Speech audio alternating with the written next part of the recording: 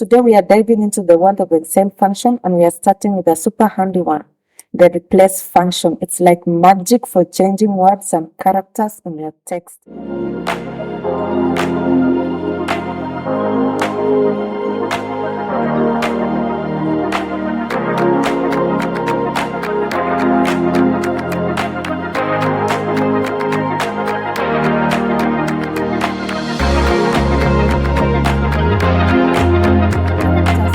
Text. Let's get started. What is replace? Replacing a thing, well, imagine you have a sentence in a cell and you want to swap out a word, part of it, with something else. That's where replace comes in. It lets you pick a piece of text and replace it with a new text. How do we use replace in Excel? So the formula for using replace function, that you come and you type equal sign, then you put a replace, then you type the old text, then the start number. This is the starting point of the piece you want. Count how many characters you are swapping out.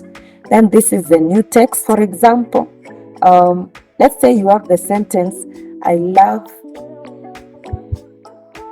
blue cats, in cell B5, and you want to change cats to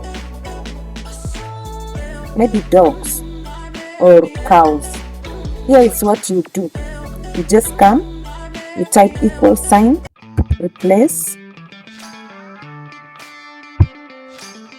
then you open the parenthesis, then you click that cell, then you put a comma.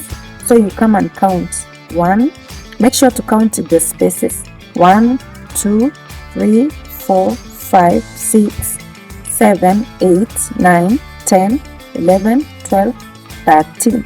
So C starts with 13. Then you put a comma. Then you count how many characters does cats have. Then the word that you want to swap out. So it has 1, 2, 3, 4. Then you type 4. You put a comma. You want to replace it with cows. And since it's a string, you put quotation mark, and then you close the parenthesis, and then you hit enter. And as you can see, it has given us I love blue cows. Let's add the font so that you can see it well.